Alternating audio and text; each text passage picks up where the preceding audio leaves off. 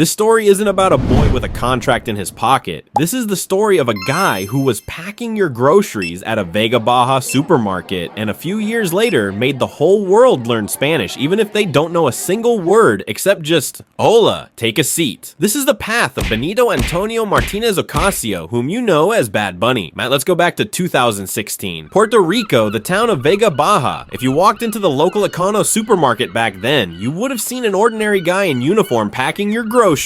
That was Benito. He was 22, studying communications at uni, and, well, just working the register to have money for food. Benito wasn't a street gangster like many in reggaeton. He was an ordinary introvert who sang in the church choir and loved wrestling. He chose his stage name from an old childhood photo where he was forced to wear an Easter Bunny costume. He had a grumpy face in the photo, and that's how the nickname Bad Bunny appeared. He'd come home, open an old laptop, and just record tracks. No studios, no money. He uploaded it all to SoundCloud and thought, well, maybe someone will like it. But the internet had other plans. The track Dials blew up the net. Producer DJ Luian heard it, was impressed by his voice, and realized he had a future. Benito was becoming popular fast. In 2017, he released the song Soy Peor. This track became his first big success. Without a big budget video, without TV promotion, the song just spread through streaming and social media. After that, people started recognizing him. Then everything happened pretty fast. He started regularly releasing new tracks, working with famous artists, performing at festivals. At the same time, he didn't change his style for the market. He continued to sing in Spanish. But there was one problem. Producers wanted him to be like everyone else.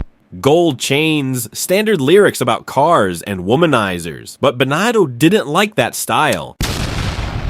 He wanted to paint his nails in bright colors, wear weird glasses, and skirts or suits if he felt like it. He realized if he wants to become a legend, he must do not what is needed, but what he wants. In 2018, he makes the song I Like It with Cardi B and J Balvin, and all of America finds out about him.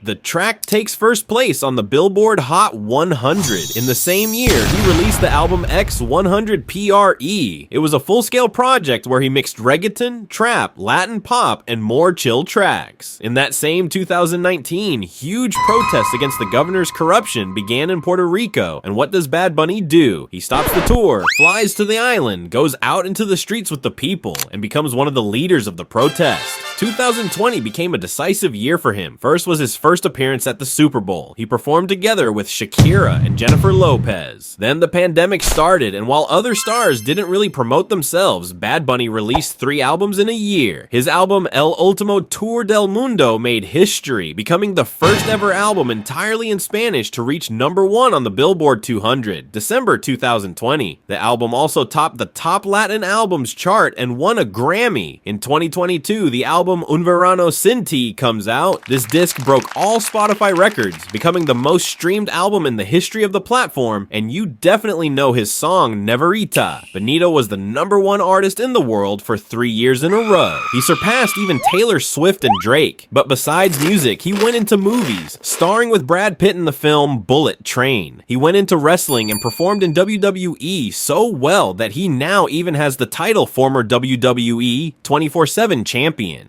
Now for the most interesting part. This night went down in history. Bad Bunny became one of the most popular artists at the Grammys 2026, doing what previously seemed impossible. His record, Debí Tirar Más Fotos, won in the most prestigious nomination.